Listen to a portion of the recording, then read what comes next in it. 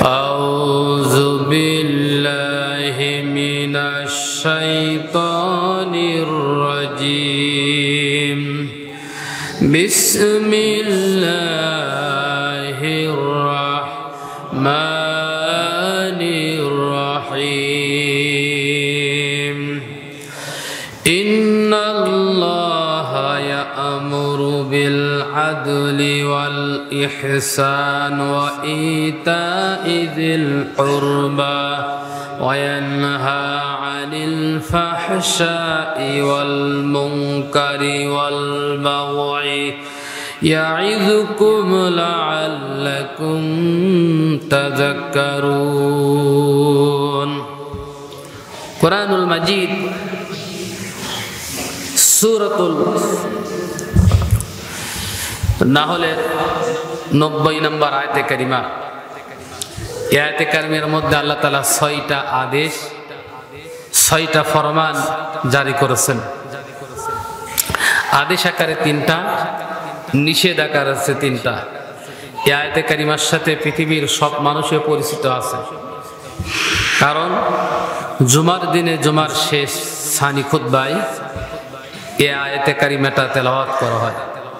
এই 6টা আদেশ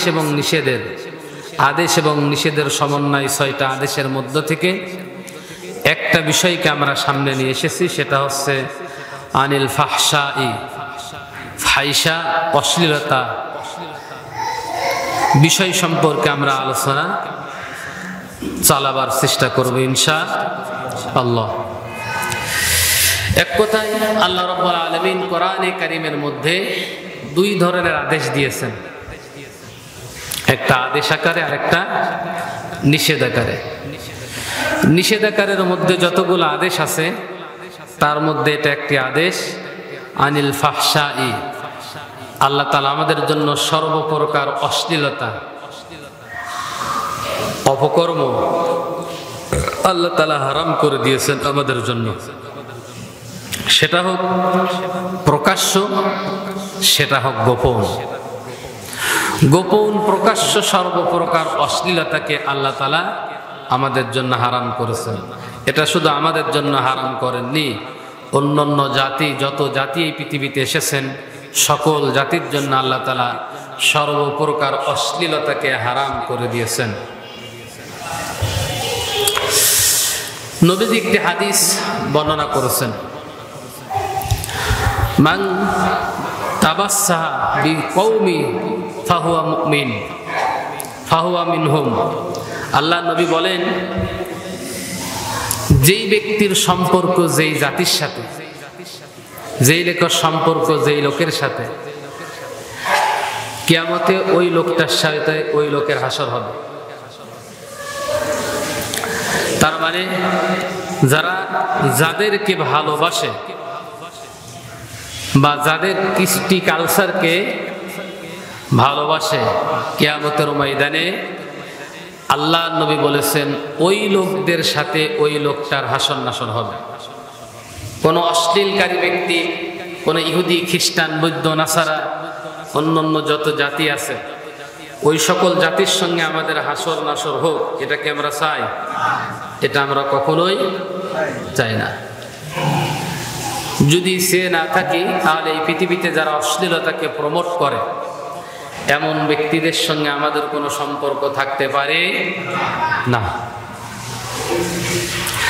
আল্লাহ ঈমানদারদেরকে সতর্ক করেছেন। আল্লাহ রাব্বুল আলামিন বর্ণনা করতেছেন, ইয়া আইয়ুহাল্লাযীনা আমানু লা তাত্তাখিযুল ইয়াহুদা ওয়ান নাসারা আউলিয়া বা'দুহুম আউলিয়াউ বা'দ ওয়া মান ইয়াতাওয়াল্লাহুম মিনকুম ফাইন্নাহু মিনহুম ইন্নাল্লাহা লা ইয়াহদিল কওমাজ জালিমিন। জোরে বলেন আল্লাহু আকবার। কোরআনুল মাজিদ সূরাতুল মাইদা 51 নম্বর আয়াতে কারিমা আল্লাহ রাব্বুল আলামিন বলেন, হে ঈমানদারগণ, ইহুদি ও নাসারাদেরকে তোমরা বন্ধু হিসাবে গ্রহণ করো না। কেন? আউলিয়া বাদুহুম আউলিয়াউ বাদ, তারা একজন আরেকজনের বন্ধু, একে অপরের বন্ধু। রসুল উপরের দিকে শাখা যতই চতুর্দিকে থাক, গোড়া সবসময় কি থাকে? এক থাকে। কোনদিন ইহুদি খ্রিস্টান মুশরিক জাতি মুসলমানদের বন্ধু হয় না, বরং আল্লাহ তাআলা একটু আগিয়ে গিয়ে বলেছেন, ওমাই ইয়াতাওয়াল্লাহুম মিনকুম ফাইন্নাহু মিনহুম। এই নিষেধ, এই আদেশ আসার পরে যে বা যাহারা তাদের সাথে বন্ধুত্ব স্থাপন করবে, তাদের কর্মনীতি দেখে নিজেদের কর্মনীতি পরিচালনা করবে, তাদের সংস্কৃতি দেখে নিজেদের সংস্কৃতি বানাবে, চালাবে, তাদের অর্থনীতি দেখে নিজেদের সেই অর্থনীতি বাস্তবায়নের জন্য চেষ্টা করবে, আমি আল্লাহ বলতেছি সেজন্য তাদেরই একজন। তাদের কি? একজন। আল্লাহ বলতেছেন সেই লোকটা ওই লোকদেরই একজন। সুতরাং এই ব্যাপারে সতর্ক থাকতে হবে। মুসলিম জাতির নিজস্ব একটা সংস্কৃতি আছে, নিজস্ব একটা অর্থনীতি আছে, নিজস্ব একটা দিন ব্যবস্থা আছে, যা পৃথিবীর অন্য কোনো জাতির থেকে ধার করার প্রয়োজন নাই, কোনো ব্যাপারে প্রয়োজন নাই। আল্লাহ তাআলা আমাদের জীবন, ব্যক্তি, পরিবার, সমাজ, রাষ্ট্রীয় জীবন পরিচালনা করার জন্য যে নিয়ম নীতির প্রয়োজন, যে আদর্শের প্রয়োজন, যে সংস্কৃতির প্রয়োজন, যে অর্থনীতির প্রয়োজন, সব আল্লাহ তাআলা আমাদেরকে দান করেছেন। একটাও তিনি বাদ দেননি যে অন্য কোনো জাতির কাছ থেকে তা ধার করতে হবে। প্রিয় ভাইরা আমার, খুব লক্ষ্য করেন, 31st night, happy new year যারা সাধারণত বলে থাকে শুভ দিন। কি দিন? শুভ দিন। জানুয়ারির শুরু থেকে ডিসেম্বরের শেষ দিন পর্যন্ত মানুষ মনে করে শুরুতে যদি কোনো ব্যক্তি আনন্দ করে তাহলে সারাটা বছর তার জন্য কি হয়? আনন্দ যায়। এরকম ধ্যান ধারণা মানুষের ভিতরে আছে আর কি। পহেলা বৈশাখ এটা হিন্দুদের একটা সংস্কৃতি। সেন্ট ভ্যালেন্টাইন ডে বা সাধু দিবস, এটা ইহুদি খ্রিস্টান, পৌত্তলিক খ্রিস্টানদের একটি দিবস। 31st নাইট হলো ইহুদি খ্রিস্টানদের এটা তৈরি করে একটি সংস্কৃতি, যা তারা পালন করে তাদেরকে আল্লাহ তাআলা হাসরের ময়দানে তাদের সঙ্গেই আল্লাহ রাব্বুল আলামিন হাসর নাসরের ব্যবস্থা করে দেবেন। আপনি যারা ইউটিউব চালান, ফেসবুক যারা চালান, আপনারা নিজেরা গুগলে সার্চ দেবেন। গুগলে সার্চ দেবেন আছে জানুস শব্দ লেখে। কি শব্দ লেখে? জানুস শব্দ লেখে গুগলে সার্চ দিলে একটা শব্দ বা একটা ভিডিও বা একটা ছবি আপনাদের সামনে আসবে। জানুস নাম করে একটা শব্দ লিখবেন ইংরেজিতে। লেখার পরে যে শব্দটা, যে সিনটা আপনার সামনে আসবে, একটা মূর্তি আসবে, একটা মূর্তি। সেই মূর্তির মাথা হচ্ছে দুইটা বা দুই মুখ বিশিষ্ট মাথা আলা মূর্তি আপনার সামনে আসবে।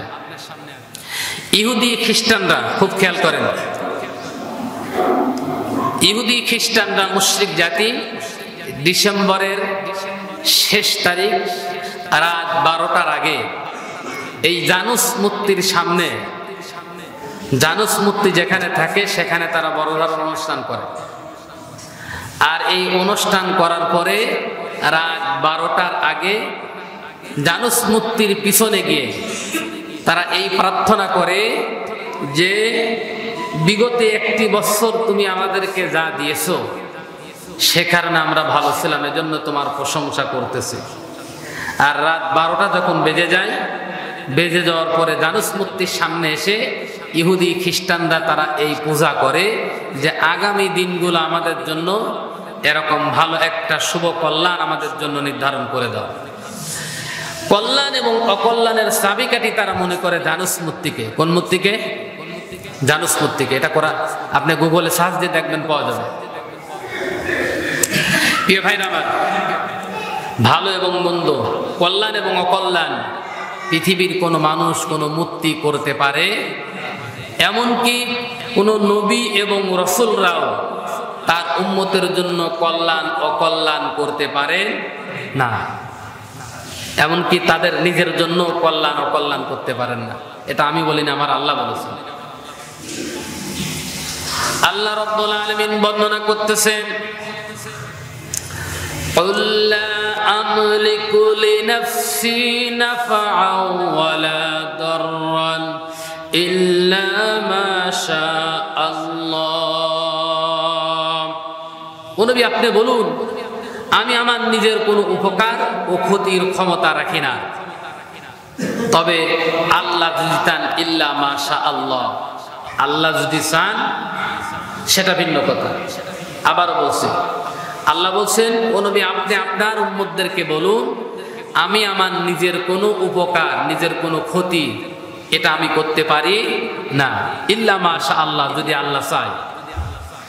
আমি যদি গায়েবের মালিক হতাম, আমার হাতে যদি ধনভাণ্ডারের চাবি থাকতো, তাহলে ক্ষতি আসার আগেই আমি সেটার থেকে সাবধান হয়ে যেতে পারতাম।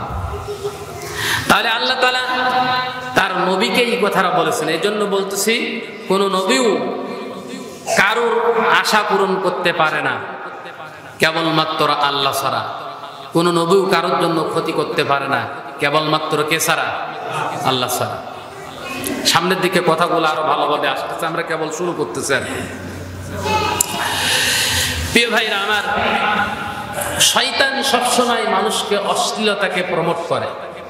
অশ্লীলতাকে কি করে? প্রমোট করে। আর নবীরা, ইমানদাররা সবসময় কল্যাণের দিকে মানুষদেরকে আহ্বান করেন, আর আল্লাহ মানুষদেরকে কল্যাণের দিকে আহ্বান করেন। আল্লাহ রাব্বুল আলামিন বর্ণনা করতেছেন, ইন্নামা ইয়া'মুরুকুম বিস-সু'i ওয়াল ফাহশা'i ওয়া আন তাকুলু 'আলাল্লাহি মা লা তা'লামুন। নিশ্চয় সে তোমাদেরকে আদেশ দেয়। কে? এখানে সে বলতে শয়তান। আদেশ দেয় হচ্ছে মন্দ, অশ্লীল এবং আল্লাহর ব্যাপারে এমন কিছু বলতে যা তোমরা জানো না। আল্লাহর ব্যাপারে বাজে মন্তব্য করতে, মন্দ কাজ করতে, অশ্লীল কাজ করতে শয়তান সবসময় এই মানুষদের অন্তরের মধ্যে প্রলোভন দেখায়, আকর্ষণ সৃষ্টি করে। এটা হচ্ছে শয়তানের কাজ। এজন্য সেই শয়তানের কাছ থেকে এরকম কোনো মনের মধ্যে যদি কখনো এরকম আকর্ষণ সৃষ্টি হয় অশ্লীলতার দিকে, খারাপ কাজের দিকে, গান বাজনার দিকে, তাহলে মনে করবেন যে শয়তান আপনাকে কি করতেছে? দূরের থেকে কি ওয়াসওয়াসা দিচ্ছে এই কাজ করার জন্য। এটা সহজেই আপনারা অনুমান করে নিতে পারেন। আল্লাহ নিজেও কোরআনে বলেছেন, ইন্নামা ইউরিদুশ শাইতানু আইয়ুকিয়া বাইনাকুমুল আদাওয়াতা ওয়াল বাগদাম। শয়তান শুধু মন্দ কাজ, জুয়ার খেলা এবং শত্রুতা পোষণ করার জন্য এবং সালাত পরিত্যাগ করার জন্য তোমাদেরকে উস্কানি দেয়। মনের ভিতরে যদি সালাত পরিত্যাগ করার মধ্যে এরকম কোনো আকর্ষণ তৈরি হয়, তাহলে বুঝবেন যে শয়তান আপনাকে পাকড়াও করে ফেলেছে। নামাজ আদায় করতে যদি অলসতা আসে ভিতরে, তাহলে বুঝবেন যে শয়তান আপনাকে কি করতেছে? পাকড়াও করে ফেলেছে। শয়তান আপনাকে দূরের থেকে ওয়াসওয়াসা দিচ্ছে। এজন্য ইসলাম কখনোই কোনোদিনও অশ্লীল কাজকে প্রমোট করে না, বরং অশ্লীলতার যত রকম উপকরণ আছে সকল উপকরণকে আল্লাহ তাআলা হারাম করে দিয়েছেন। অশ্লীলতার প্রথম উপকরণ হচ্ছে চোখ। এই জন্য চোখের উপর আল্লাহ তাআলা নোটিশ জারি করেছেন। ইমানদারদেরকে বলেছেন, ও ইমানদাররা, তোমরা তোমাদের চক্ষুকে নিম্নগামী করো। জোরে বলেন সুবহানাল্লাহ। এই অশ্লীলতা প্রথম কি? চোখের উপরে দিয়েছেন আল্লাহ তাআলা।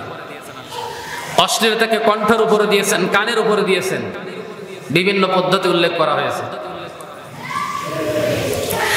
প্রিয় ভাইরা আমার, কোন অশ্লীলতাই পৃথিবীতে বন্ধ করা সম্ভব নয় যদি ইসলামী হুকুমত কায়েম না হয়। এটা বন্ধ করা সম্ভব নয়। নবীজি বলেছেন, কোন জাতির মধ্যে যখন অশ্লীলতা ছড়িয়ে পড়ে, অন্যায় অপকর্ম ছড়িয়ে পড়ে, ওই অশ্লীলতা যদি বন্ধ না হয়, আল্লাহ রাব্বুল আলামিন ওই জাতির উপরে এমন ধরনের আযাব, বালা মুসিবত, গজব, এমন ধরনের রোগ আল্লাহ রাব্বুল আলামিন ওই জাতির মানুষদের জন্য নির্ধারণ করেন দেন, যা অতীত জাতির মধ্যে তা কখনো ছিল না। অতীত জাতির মধ্যে তা কখনো ছিল না। আল্লাহ রাব্বুল আলামিন এরকম করে থাকেন। খলিফাতুল মুসলিমিন হযরত ওমর রাদিয়াল্লাহু তাআলা আনহুর জামানার একটি ঘটনা। তিনি, তার একটা স্বভাব ছিল, রাজ্য পরিচালনা করার পরে মাঝে মাঝে তিনি তার এলাকায়, তিনি যে এলাকায় থাকতেন, চেষ্টা করতেন রাতের অন্ধকারে মানুষদেরকে খোঁজ নেওয়ার, যে মানুষগুলো কি অবস্থায় আছে। একজন মুসলিম প্রধান, দেশের রাষ্ট্রপ্রধানের বৈশিষ্ট্য হচ্ছে এটা, যে সে নিজে কার্যক্রম করার পরে বাড়িতে এসে খাওয়া দাওয়া করে ঘুমিয়ে যাবে, তার দেশের জনগণ, প্রজারা কি অবস্থায় আছে এইটা খোঁজ নেবে না, এরকম হবে না তারা। ওমর রাদিয়াল্লাহু তাআলা আনহু তিনি এরকম বৈশিষ্ট্যের মানুষ ছিলেন যে তিনি রাতের অন্ধকারে বাড়িতে যখন আসতেন, কাজকর্ম সেরে খাওয়া দাওয়া কমপ্লিট করার পরে তিনি মাঝে মাঝে বের হতেন, বিভিন্ন এলাকায় যেতেন যে মানুষগুলো কি অবস্থায় আছে। প্রিয় ভাইরা আমার, একদিন হঠাৎ করে লক্ষ্য করে গভীর রাত্রে দেখলেন দূরে একটা ঘরের মধ্যে টিম টিম করে আলো জ্বলতে দেখা যায়। হযরত ওমর রাদিয়াল্লাহু তাআলা আনহু সেখানে গেলেন। যাওয়ার পরে লক্ষ্য করলেন এই ঘরের মধ্য থেকে একটা মহিলা কণ্ঠে একটা অশ্লীল গান ভেসে আসতেছে। হযরত ওমর রাদিয়াল্লাহু তাআলা আনহু আরেকটু কাছে গেলেন, ভালোভাবে বোঝা যাচ্ছিল না। কাছের দিকে যখন এগিয়ে গেলেন তখন লক্ষ্য করলেন আসলে একটা অশ্লীল গান।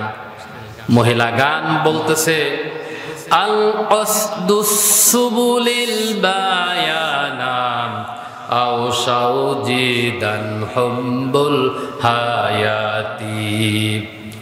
শুনতে আরবির মতো লাগছে, কিন্তু এটা একটা অশ্লীল গান। হযরত ওমর রাদিয়াল্লাহু তাআলা আনহু রাগ সেক না দিতে পেরে, যে এটা ইসলামী একটা রাষ্ট্র আর আমি ওমর এখনো পৃথিবীতে বেঁচে আছি, অথচ আমার এই রাষ্ট্রের মধ্যে একজন অশ্লীল গান গায়, সাহস হয় কিভাবে? তিনি রাগ সেক দিতে না পেরে মহিলার ঘরের দরজা ভেঙে, মহিলার পিছনের বেড়া ভেঙে হযরত ওমর রাদিয়াল্লাহু তাআলা আনহু ঘরের মধ্যে প্রবেশ করলেন। রাগ সেক না দিতে পেরে হযরত ওমর রাদিয়াল্লাহু তাআলা আনহু পিছনের বেড়া ভেঙে ঘরের মধ্যে প্রবেশ করলেন। প্রবেশ করার সাথে সাথেই মহিলা চিৎকার দিয়ে উঠলেন, বললেন, কে তুমি? এই গভীর রাত্রে আমার ঘরে প্রবেশ করেছো? হযরত ওমর নিজের পরিচয় লুকিয়ে বললেন, তুমি কি জানো না এটা একটা ইসলামী রাষ্ট্র? এইখানে তুমি দাঁড়িয়ে, এইখানে বসে তুমি অশ্লীল গান বলো, কোন সাহসে? তোমার এই স্পর্ধা কে দিয়েছে? মহিলা তখন বলতেছে, শোনো, ইসলামী রাষ্ট্রের উপরে দাঁড়িয়ে আমি যদি গান বলে থাকি তাহলে এটা অবশ্যই অপরাধ হয়েছে, তবে আমার অপরাধ হয়েছে একটা, আর আপনি আমার ঘরের মধ্যে প্রবেশ করে অপরাধ করে ফেলেছেন তিনটা। জোরে বলেন, কয়টা? মহিলা বলতেছে, সাধারণ কোনো মহিলা নয়, কিন্তু একজন সাহাবীর স্ত্রী। হযরত ওমর রাদিয়াল্লাহু তাআলা নিজের পরিচয় লুকিয়েছেন। মহিলা যখন বলতেছে গান বলে অপরাধ করেছে আমি একটা, আর আপনি আমার ঘরের মধ্যে আমার কাছ থেকে অনুমতি না নিয়ে ঘরের মধ্যে প্রবেশ করে অন্যায় করেছেন তিনটা। হযরত ওমর রাদিয়াল্লাহু তাআলা আনহু তখন ওই মহিলার কাছে জানতে চাইলেন, আমি জানতে চাই যে আমি কিভাবে তিনটা অপরাধ করলাম আর তুমি কিভাবে একটা অপরাধ করলে? হযরত ওমর রাদিয়াল্লাহু তাআলা আনহুকে মহিলা জানাচ্ছেন, আল্লাহ রাব্বুল আলামিন বলেছেন মিনান নাসি মান ইয়াশতারি লাহওয়াল হাদিসি লিয়ুদিল্লা আন সাবিলিল্লাহ, যারা টাকা পয়সা খরচ করে অশ্লীলতা ক্রয় করে। আল্লাহ রাব্বুল আলামিন অশ্লীলতা ক্রয় করা, অশ্লীলতা বলা, অশ্লীলতা প্রচার করা সর্বদিক থেকে আল্লাহ তাআলা অশ্লীলতাকে মানব জাতির জন্য হারাম করেছেন। অথচ আমি এইটা করতেছি একটা কারণে, এই জন্য আমার অপরাধ হয়েছে একটা, আমার অপরাধ হয়েছে একটা। হে প্রতীক, আমি চিনি না আপনারে, আপনি আমার অনুমতি না নিয়ে ঘরের মধ্যে ঢুকে অপরাধ করে ফেলেছেন তিনটা।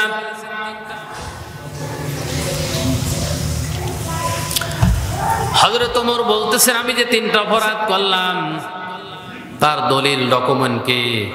মহিলা তখন বলতেছে তাকে আল্লাহ রাব্বুল আলামিন কোরআনে কারীমের মধ্যে জানিয়ে দিয়েছেন ওয়ালাইসাল বিররু বিআন তাআতুল বুয়ুতা মিন যুহুরিহা।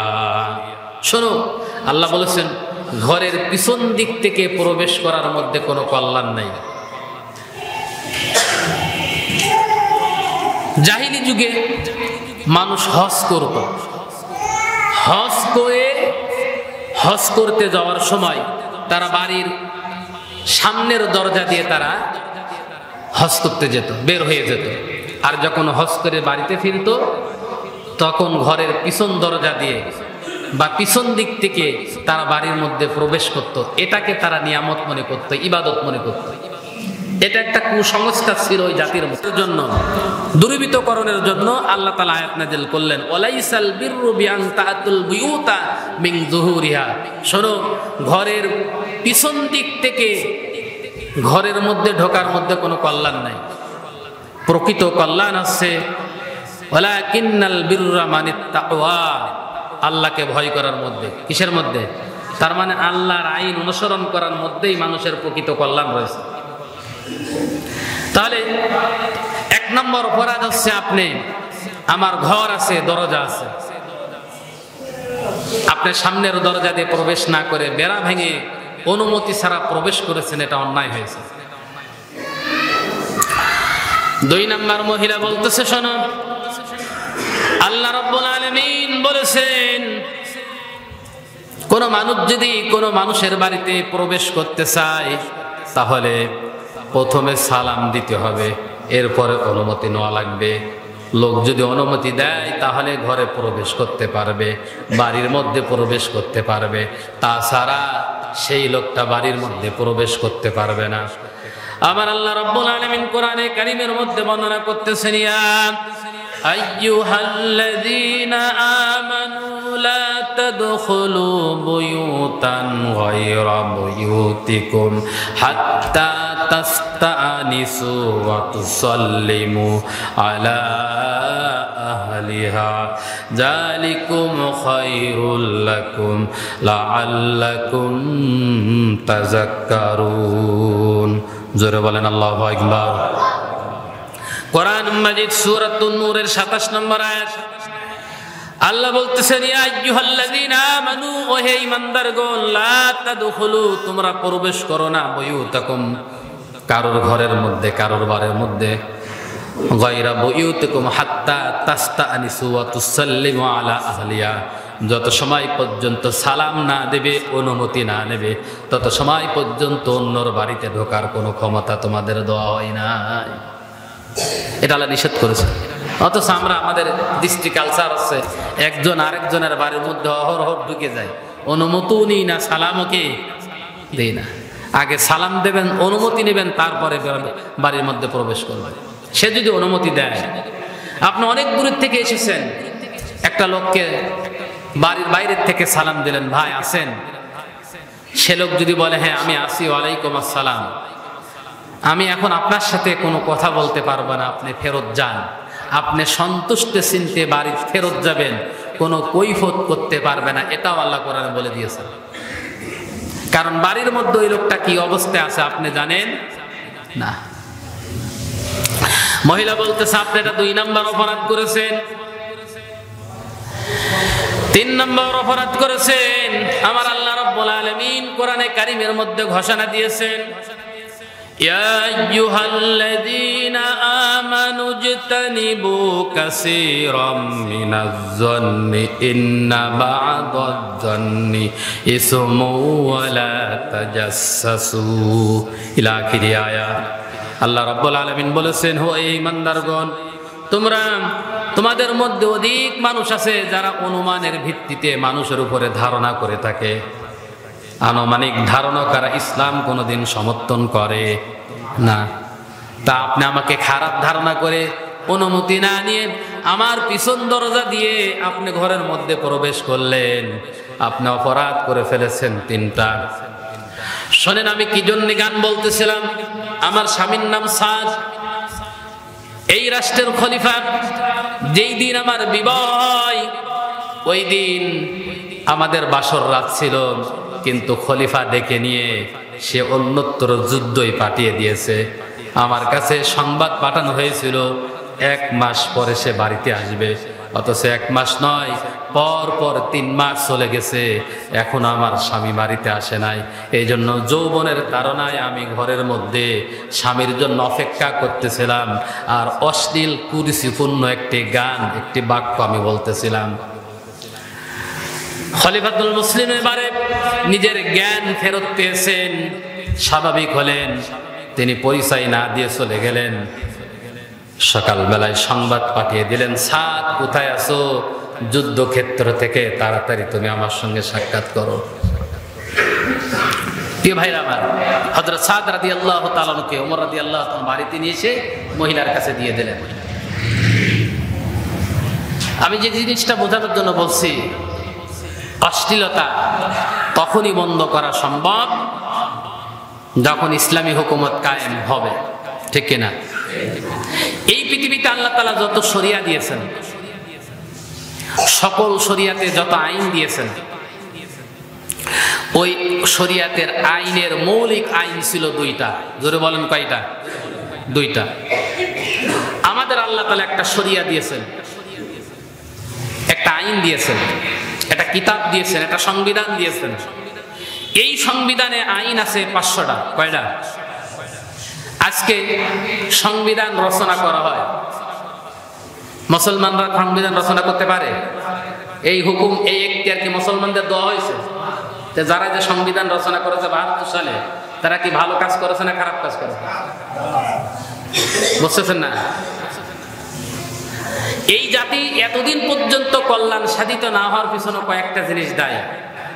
47 সালে যখন এই দেশ ব্রিটিশ থেকে মুক্তি হয়ে ভারত থেকে এই দেশটা আলাদা হয়েছিল, মুসলমানরা, জিন্নাহ সাহেব কোরআন শরীফ হাতে নিয়ে বলেছিলেন, আমরা মুসলিম সংখ্যাগরিষ্ঠ এলাকা, আমাদের জন্য কোনো সংবিধানের প্রয়োজন নেই, এটা আমাদের সংবিধান, এটা লেখা হয়ে গেছে। সুতরাং এর দাবিতে আমরা রাষ্ট্র চালাতে চাই, আমরা পৃথক হব। কোরআন শরীফ হাতে নিয়ে, এর ছবি আছে কিন্তু, কোরআন শরীফ হাতে নিয়ে তিনি বলেছিলেন। আল্লাহ তাআলা এই দাবির ভিত্তিতে এই মুসলিম জাতিকে আলাদা করে দিয়েছিলেন, যেহেতু তারা কোরআন দিয়ে চালাতে চায়। কিন্তু কোরআন দিয়ে কি চলেছে? যে দাবি করেছিল সে কি চালাইছে? সে চালায়নি। সেই সময়ও দেশ স্বাধীনের জন্য বিরোধিতা করেছিল যিনি জামাত ইসলাম প্রতিষ্ঠা করেছিলেন, মাওলানা মওদুদী সাহেব। কায়েদে আজম জিন্নাহকে বলেছিল, তুমি তো কোরআনই বোঝো না, তা কোরআন দিয়ে রাষ্ট্র চালাবা কিভাবে? জাতিকে ধোঁকা দেওয়ার কি দরকার? জাতিকে ধোঁকা দেওয়ার কি দরকার? মিথ্যা কথা বলার কি দরকার? এই কথা বলার অপরাধে তাকে গ্রেফতার করা হয়েছিল। এমনকি তার বিরুদ্ধে ফাঁসির রায় ডাকা হয়েছিল, শেষ পর্যন্ত তাকে মুক্ত করা হয়েছিল। সেই পাকিস্তান জাতির মধ্যে কোনো শান্তি নেই। আবার এই দেশে ইনসাফ, মানুষের অধিকার নষ্ট হচ্ছিল, অধিকার ফেরত দেওয়ার জন্য এই দেশ স্বাধীন হয়েছিল। যারা স্বাধীন করেছিলেন এবং যারা আছে, এদেশের মানুষ এখন পর্যন্ত শান্তি পায় নাই। কোরআন শরীফে একটা আয়াত আছে, আমি ওইদিকে গেলে, ওইদিকে আমার আলোচনার মূল বিষয় না, অন্যদিন আলোচনা করব। যে কথাটা বোঝাচ্ছিলাম, প্রিয় ভাইরা আমার, যত শরিয়াত এই পৃথিবীতে এসেছে যত নবী এসেছে, যত কওম এসেছে, কওমের কাছে নবী এসেছে, ওই কওমের জন্য আল্লাহ তাআলা শরিয়া দিয়েছিলেন। ওই শরিয়ায় যত আইন ছিল তার মৌলিক আইন ছিল দুইটা। কয়টা? দুইটা। আমাদের যে আল্লাহ তাআলা শরিয়া দিয়েছেন, এই শরিয়াতে আইন আছে 500টা। কয়টা? মুখস্থ করেন। এই 500টার মৌলিক আইন হচ্ছে দুইটা। কয়টা? দুইটা। এখন প্রশ্ন জাগতে পারে, সেই মৌলিক আইন দুইটা কি? আল্লাহ রাব্বুল আলামিন অন্যান্য শরিয়াতে মৌলিক আইন দিয়েছিলেন দুইটা। সেটা হচ্ছে আল্লাহ আমাদের কোরআনে দিয়েছেন, ইয়ামুরুনা বিল মারুফ ওয়া ইয়ানহাউনা আনিল মুনকার। ইয়ামুরুনা বিল মারুফ, এক নাম্বার, তোমরা ভালো কাজ করবা, ভালো কাজের আদেশ দিবা। ওয়া ইয়ানহাউনা আনিল মুনকার, তোমরা মন্দ কাজ করবা না, মন্দ কাজের নিষেধ করবে। এটা হচ্ছে মৌলিক আইন। এখন আমি যদি আপনাদের কাছে প্রশ্ন করি যে পৃথিবীতে সবচাইতে ভালো কাজ কোনটা, অধিকাংশ লোক বলতে পারবে না। হয়তো আপনারা এক একজন এক এক বিষয় বলতে পারেন যে ভালো কাজ এইটা। রাসূলের কাছে সাহাবায়ে কিরাম জিজ্ঞাসা করেছেন, আইয়ুল আমালি আহাব্বু ইলাল্লাহ, হে রাসূল, আল্লাহর কাছে সবচাইতে ভালো কাজ কোনটা? আল্লাহর নবী সাহাবীদেরকে বলেছেন, ওয়াক্তমতো নামাজ আদায় করা আল্লাহর কাছে ভালো কাজ, পছন্দনীয় কাজ। বিররুল ওয়ালিদাইন, পিতামাতার খেদমত করা ভালো কাজ। আল জিহাদু ফি সাবিলিল্লাহ, আল্লাহর রাস্তায় জিহাদ করা ভালো কাজ। প্রশ্নের প্রয়োজনের তাগিদে আল্লাহ তাআলা, আল্লাহর নবী বিভিন্ন সময় সাহাবায়ে কিরামদেরকে বিভিন্ন কথা বলেছেন। কিন্তু পৃথিবীতে সবচাইতে বড় ভালো কাজ হচ্ছে কোরআনকে রাষ্ট্রীয় মর্যাদায় প্রতিষ্ঠা করে দাও। জোরে বলেন সুবহানাল্লাহ। আমি এই কথাটা কেন বললাম? কারণ কোরআনের মধ্যে, কোরআন যদি রাষ্ট্রীয় ব্যবস্থায় প্রতিষ্ঠিত হয়, কোরআন যদি কোনো দেশের সংবিধান হয়, তাহলে কোরআনে বর্ণিত যত ভালো কাজ আছে অটোমেটিক প্রতিষ্ঠিত হবে না হবে না? কোরআনে বর্ণিত যত মন্দ কাজ আছে অটোমেটিক বন্ধ হবে না হবে না? তাহলে পৃথিবীতে সবচেয়ে বড় ভালো কাজ কি? সবচেয়ে বড় ভালো কাজ কোরআনকে রাষ্ট্রীয় মর্যাদায় প্রতিষ্ঠিত করা। এটাকে রাজনীতি মনে করলেন আপনি? যতদিন যে জাতি এই কল্যাণ থেকে বঞ্চিত হবে, আপনি যত বড় আইন করেন আর যতগুলো বৈষম্য দূর করার জন্য যতবার মিটিং করে একসাথে আন্দোলন করেন, পৃথিবীতে কিয়ামত পর্যন্ত করলেও কোনোদিন ওই পৃথিবীতে ওই রাষ্ট্রে শান্তি এবং কল্যাণ নাজিল হবে না।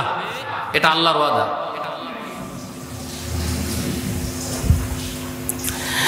প্রিয় ভাইরা আমার, তাহলে বলতেছিলাম এই পৃথিবীতে যত শরিয়া এসেছে সকল শরিয়ার মৌলিক আইন ছিল দুইটা। আমাদের এই শরিয়ার মৌলিক আইন হচ্ছে দুইটা, ইয়ামুরুনা বিল মারুফ ওয়া ইয়ানহাউনা আনিল মুনকার, ভালো কাজ প্রতিষ্ঠিত করা, মন্দ কাজ বন্ধ করে দেওয়া। আর পৃথিবীতে সবচাইতে ভালো কাজ হচ্ছে কোরআনকে রাষ্ট্রীয় মর্যাদায় প্রতিষ্ঠিত করে দেওয়া। কোরআন হবে জাতির জন্য সংবিধান। মুসলমানদের এই এখতিয়ারই দেওয়া হয়নি, এই ক্ষমতা দেওয়া হয়নি, তারা আলাদাভাবে কোনো সংবিধান লাগবে। অথচ এই সংবিধান কোরআন বাদ দিয়ে আলাদাভাবে লেখার কারণে আজ পর্যন্ত বাংলাদেশে কোনো শান্তি আসে নাই। জোরে বলেন ঠিক কিনা? আসে নাই, আর কিয়ামত পর্যন্ত আসবে না যদি এই সংবিধানে দেশের জন্য কোরআন না হয়। প্রিয় ভাইরা আমার, বনি ইসরাইল জাতির মধ্যে আল্লাহ রাব্বুল আলামিন গরুর চর্বি, ছাগলের, আবার ডাক্তাররা যাতে শরীরের সমস্যাতে ডাক্তাররা বলে যে খবরদার আপনি চর্বিযুক্ত খাবার খাবেন না, চর্বিযুক্ত গোশত খাবেন না, এই কথা বলে না? বলে না? এটা ডাক্তার মাত্র 200 বছর আগের থেকে বলা শুরু করেছে। কিন্তু চর্বি খাওয়া শরীরের জন্য উপকার, এটা আমার আল্লাহ 1500 বছর আগে কোরআনে বলেছেন। কিন্তু বনি ইসরাইল জাতিকে তাদের জন্য যে খাদ্য ছিল ওই খাদ্যের মধ্যে থেকে চর্বিযুক্ত খাদ্য খাওয়া আল্লাহ তাআলা নিষিদ্ধ করে দিয়েছিলেন। একটা অপরাধের কারণে। কয়টা অপরাধের কারণে? একটা অপরাধের কারণে। স্বামী আর স্ত্রী, হুন্না লিবাসুল লাকুম ওয়া আনতুম লিবাসুল লাহুন্না, একজন আরেকজনের পরিপূরক পোশাক বলেছেন। কে বলেছেন? আল্লাহ। একজন আরেকজনের কে পোশাক বলেছেন। হুন্না লিবাসুল লাকুম ওয়া আনতুম লিবাসুল লাহুন্না। আল্লাহ তাআলা পোশাক বলেছেন। স্ত্রীর কাছে স্বামী হচ্ছে আমানত, আর স্বামীর কাছে স্ত্রীও হচ্ছে কি আমানত। এজন্য স্বামী স্ত্রীর গোপন কোনো কথা নিকটতম বন্ধুর কাছেও বলা জায়েজ আছে, কিন্তু বনি ইসরাইল জাতির মধ্যে বদভ্যাস ছিল। এই বদভ্যাস কি? স্বামী স্ত্রীর গোপন কাজগুলো তারা সকালবেলায় চায়ের স্টলে বসে, দোকানে বসে, আড্ডায় বসে, মজমায় বসে তারা বলতো, একজন আরেকজনের কাছে বলতো, আর খিলখিল খিলখিল করে হাসতো। আল্লাহ তাআলা এই অপরাধের কারণে বনি ইসরাইল জাতির উপর অভিশাপ দিলেন এবং এই চর্বিযুক্ত খাবার তাদের জন্য নিষিদ্ধ করে দিলেন। কারণ এই চর্বিযুক্ত খাবার খাইলে হরমোন বৃদ্ধি হয়, শরীরের যৌন ক্ষমতা কি হয়? বৃদ্ধি হয়। এটা নিষেধ করে দিলেন। যারা আপনাদেরকে বলে, যে ডাক্তার আপনাকে বলে যে চর্বি খাওয়া যাবে না, এই কথা জীবনেও মানবেন না, কারণ আল্লাহ খাইতে বলেছেন, আর এটা খাইলে এই শক্তি হয়, আল্লাহ বলেছেন, এটা অনুমোদন দিয়েছেন কোরআনে। দেখেন সূরাতুল আনআমের 146 নম্বর আয়াতের মধ্যে এই তথ্যগুলো আছে। মূল জায়গায় যা বললে পাবেন না, তাফসীরের মধ্যে আপনাকে ঢুকতে হবে। প্রিয় ভাইরা আমার, হ্যাঁ, চর্বি তাদের জন্য খুবই ভয়ঙ্কর যারা খাওয়ার পরে পরিশ্রম করে না। কি করে না? আগলে মানুষ দিক দিয়ে তাকিয়ে দেখেন, তারা একবারে খাবার খেতে বসলে অনেক খাবার খাইতে পারতো না, কিন্তু এখনকার মানুষগুলোর দিকে তাকিয়ে দেখেন, আল্লাহ তাআলা অনেক অপরন্ত টাকা দিয়েছে, অথচ খাদ্য খাওয়ার ক্ষমতা ওর রাখে না। ঠিক না? ডাক্তারের কাছে গিয়েছে, বললো না কিছু খাওয়া যাবে না, মসুরির ডাল বাড়িতে কিনে নিয়ে যে ভিজায়, ওই ভিজানো পানি খাবে এখন থেকে। ঠিক কিনা? এরকমই এক পিসির বেশি গোস্ত খেতে পারবে না, একটার বেশি মিষ্টি খেতে পারবে না। অথচ ওই যুবক ওই লোকটা যখন যুবক ছিল, এক জায়গায় বসে 2 কেজি মিষ্টি খেতে একটু দ্বিধাবোধ করে নাই। এগুলো আল্লাহর নাশুকরিয়া করার কারণে। ভাইরা আমার, শুকর হবে কার? আল্লাহ। এজন্য বলছি, কোন প্রকার অশ্লীলতা আল্লাহ তাআলা এই শরিয়াতে প্রমোট করেননি। এজন্য 31 নাইট ইসলামী শরিয়াতে এটা কি হারাম। পহেলা বৈশাখ এগুলো হারাম, তারপর ভ্যালেন্টাইন ডে এগুলো হারাম। ইসলামী শরিয়াত এগুলো অনুমোদন করে না। মুশরিক জাতি, ইহুদি জাতি কোনোদিনও মুসলমানদের কল্যাণ চায়নি। আবার বলছি, মুশরিক জাতি, ইহুদি জাতি, খ্রিস্টান জাতি কোনোদিনও মুসলমানদের কি চায়নি? কল্যাণ চায়নি। কিয়ামত পর্যন্ত কল্যাণ চাবে না। ওরা যাতে মুসলমান জাতি যাতে ওদের মতনই হয়ে যায়, এই জন্য বিভিন্ন সময় বিভিন্ন নামে বিভিন্ন কালচার মানুষের সামনে চাপিয়ে দিয়েছে। এই জিনিসগুলো থেকে সাবধান হতে হবে। আমি একটা হাদিস বলেছিলাম, আল্লাহর নবী বলেছেন, মান তাশাব্বাহা বিকৌমিন ফাহুয়া মিনহুম। যে ব্যক্তি যার সাথে যার মহব্বত থাকবে, কিয়ামতে তার সাথে তার হাসর হবে। আপনার বন্ধুত্ব সম্পর্ক যার সাথে, কিয়ামতে হাসর হবে তার সাথে। এই জিনিসটা মাথায় রাখবেন। আপনি যে কালচারকে প্রমোট করেন, সেই কালচারের লোকদের সাথেই কিয়ামতে আপনার হাসর হবে। নবীজির হাদিস কখনো মিথ্যা হয় না, কারণ আল্লাহ নবী বলেছেন, আবু দাউদ শরীফ 4347 নম্বর হাদিস, এটা যেটা বলেছি। আল্লাহ তাআলা আমাদের সবাইকে বোঝার তৌফিক দান করুন। জোরে বলেন আমিন।